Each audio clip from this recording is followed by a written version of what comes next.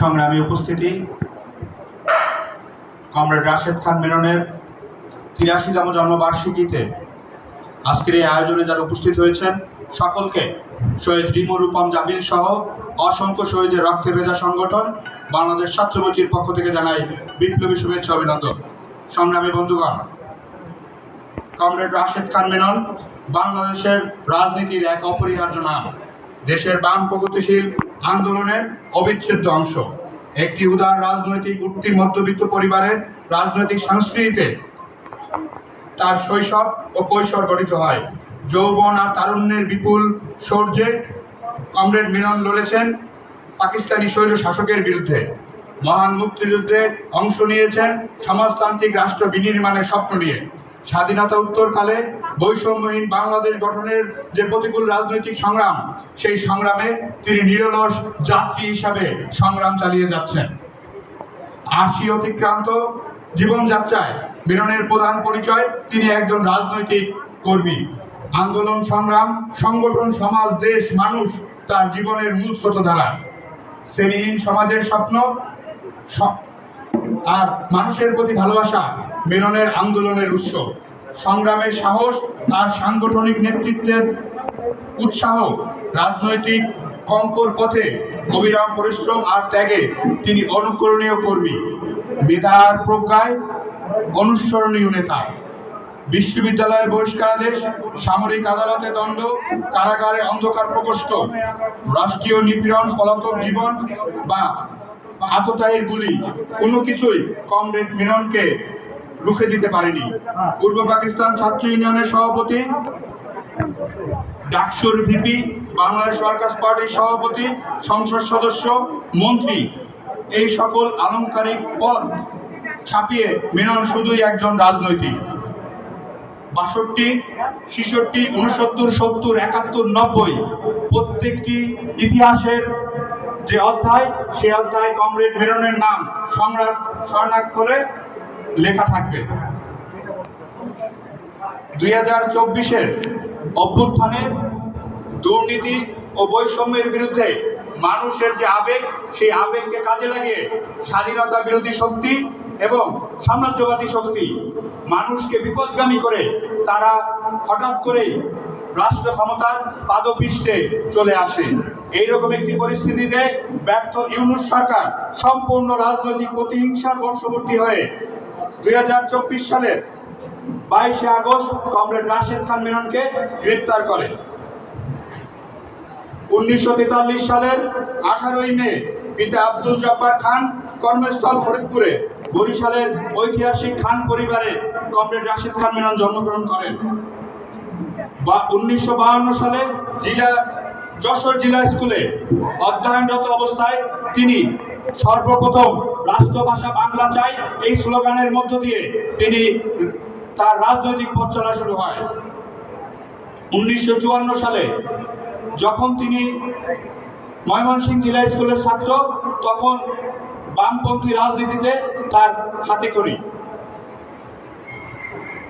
১৯৫৮ সালে collegiate school থেকে comrade মিলন metric পাশ করেন।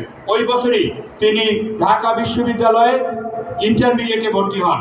ঢাকা বিশ্ববিদ্যালয়ে ভর্তির পর থেকেই কমরেড মিলনের রাজনৈতিক এবং সাংস্কৃতিক যে প্রত্যক্ষ কর্মকাণ্ড, সেই কর্মকাণ্ডের পথ চলা শুরু হয়। এরপরে তিনি ঢাকা বিশ্ববিদ্যালয়ের অর্থনৈতিক বিভাগে ভর্তি হন। আইয়ুবের সামরিক শাসন এর রক্তচক্ষু উপেক্ষা করে রবীন্দ্র জন্মশত পালন, ২১শে ফেব্রুয়ারি পালন, বিশ্ববিদ্যালয়ে মোনেম খানের সবার বিরোধিতা, ৬২ সালের ৬ মে আইয়ুবের মৌলিক গণতন্ত্র বিরোধী প্রচারণায় ছাত্র ইউনিয়নের নেতা হিসেবে অংশগ্রহণের মধ্য দিয়ে কমরেড মিলন প্রথমবার গ্রেপ্তার হন এবং জেল জীবনকে বরণ করে নেন। আন্দোলনের মধ্য দিয়ে ছাত্র নেতা হিসেবে তিনি ব্যাপক পরিচিতি লাভ করেন। এরপরে রাজনৈতিক কর্মী এবং সাংগঠনিক নেতৃত্বের কারণে তিনি ঢাকা বিশ্ববিদ্যালয়ের যে ভিপি হিসাবে ১৯৬৪ ঢাকা বিশ্ববিদ্যালয়ের ভিপি হিসাবে নির্বাচিত হন। কমরেড মেনন 1964 সালে ছাত্র ইউনিয়নের সভাপতি হিসেবে দায়িত্ব গ্রহণ করেন। 1965 সালে ছাত্র রাজনীতি থেকে বিদায়ের পরে তিনি মজদুর জননেতা কমরেড মাওলানা ভাসানীর হাত ধরে তিনি কৃষক আন্দোলনে যুক্ত হন। 69-এর 11 ফেব্রুয়ারি কমিউনিস্ট বিপ্লবীদের সমন্বয় কমিটি গঠন এবং জাতীয় নেতা হিসেবে 69-এর গণঅভ্যুত্থানে তিনি ঐতিহাসিক ভূমিকা পালন করেন। 70 সালের 22 ফেব্রুয়ারি স্বাধীন জনগণতান্ত্রিক পূর্ব বাংলার লক্ষ্যে কমিউনিস্ট বিপ্লবীদের সমন্বয় কমিটির সিদ্ধান্তে তিনি পল্টনের ঐতিহাসিক সমাবেশে 11 দফা কর্মসূচি পেশ করেন, যার ফলশ্রুতিতে কমরেড মেননের বিরুদ্ধে সামরিক আদালতে 7 বছরের সশ্রম কারাদণ্ড এবং 60% তার সম্পত্তি বাজেয়াপ্ত করা হয়। একই সাথে তার নামে হুলিয়া জারি করা হলে কমরেড মেনন আত্মগোপনে চলে যান। 1971 সালে আত্মগোপন থাকা অবস্থায় মুক্তিযুদ্ধ শুরু হলে কমরেড মেনন প্রথমে নরসিংদী, পরে ভারতে গিয়ে বিভাজিত বিভিন্ন বামপন্থীদের নিয়ে ঐক্যবদ্ধভাবে জাতীয় মুক্তি সংগ্রামের সমন্বয় কমিটি গঠন করেন এবং মহান মুক্তিযুদ্ধে সংগঠকের ভূমিকা পালন করেন। মুক্তিযুদ্ধ পরবর্তী সময়ে কমরেড মেনন বিভাজিত বিভিন্ন বামপন্থীদের ঐক্যবদ্ধ করার চেষ্টা করেন। তিনি 1973 সালে প্রথম জাতীয় সংসদ নির্বাচনে অংশগ্রহণ করেন এবং 1979 নির্বাচনে তিনি প্রথমবারের মতো সংসদ সদস্য নির্বাচিত হন। মুক্তিযুদ্ধ পরবর্তী সময়ে কমরেড মেনন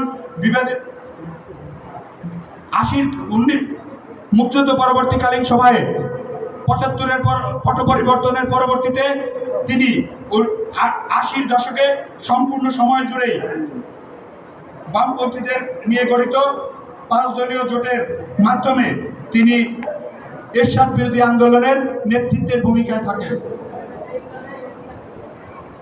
1991 সালে জাতীয় নির্বাচনে কমরেড মেনন একমাত্র বামপন্থী হিসাবে নির্বাচিত হন। 1999 সালে 17 আগস্ট চরম ডানপন্থীদের হাতে কমরেড মেনন পার্টি অফিস চত্বরে গুলিবিদ্ধ হন। এরপরে দেশে ও বিদেশে চিকিৎসা শেষে তিনি 1992 সালে আবার তার স্বদেশে প্রিয় মানুষের মাঝে ফিরে আসেন। 1991 থেকে 1996 সালে তিনি সংসদে যেমন মেহনতি মানুষের পক্ষে কণ্ঠস্বর উচ্চারণ করেছেন, একইভাবে 1996 থেকে 2001 সালে আওয়ামী লীগ শাসনামলে তিনি এদেশের মেহনতি শ্রমিক তথা সাধারণ মানুষের পক্ষে বিরোধী দলে থেকে তার কণ্ঠস্বর অব্যাহত রাখেন। পরবর্তী সময়ে 2001 থেকে 2006 সাল পর্যন্ত যে 4 দলীয় জোট সরকার এর সময় বাংলাদেশে যে চরম সাম্প্রদায়িক শক্তির উত্থান হয়, সেই উত্থানের সময়ও কমরেড মেনন এই সাম্প্রদায়িক শক্তির বিরুদ্ধে, জঙ্গিবাদের বিরুদ্ধে রাজপথে সোচ্চার ভূমিকা পালন করেন। তার এই ধারাবাহিকতায় 14 দল গঠিত হয় এবং 2008-এর যে নির্বাচন, সেই নির্বাচনে কমরেড মেনন পুনরায় সংসদ সদস্য নির্বাচিত হন। এর পরবর্তীতে 2014, 2018 কিংবা 2024 প্রতিটি নির্বাচনেই কমরেড মেনন সংসদ সদস্য নির্বাচিত হন। যদিও 2018 নির্বাচনের পর থেকেই নির্বাচন ব্যবস্থা নিয়ে কমরেড মেনন বিভিন্ন সময় সোচ্চার ভূমিকা পালন করেছেন।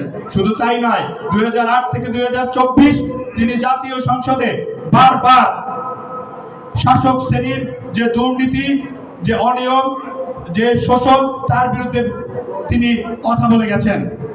2024 সালের 5ই আগস্ট পূর্ববর্তী সময়ে যখন এদেশের ছাত্র জনতার আন্দোলন শুরু হয়, সেই আন্দোলনের সময়ও তিনি ছাত্র জনতার পক্ষেই অবস্থান নিয়েছিলেন। তিনি বলেছিলেন যে কোনো ধরনের নিপীড়ন কিংবা কোনো ধরনের অত্যাচার করে এই আন্দোলনকে দমানো যাবে না, ছাত্রদের সাথে আলোচনার মাধ্যমেই যাতে একটি সুষ্ঠু সমাধান হয়। কিন্তু পরবর্তীতে আমরা দেখতে পারি এই আন্দোলনটি একটি স্বার্থান্বেষী মহল ভিন্ন পথে প্রভাবিত করে। এই আন্দোলনকে পুঁজি করে একটি স্বার্থান্বেষী মহল একটি গণতান্ত্রিক নির্বাচিত সরকারের পতন ঘটিয়ে একটি অনির্বাচিত সরকারকে ক্ষমতায় আনে।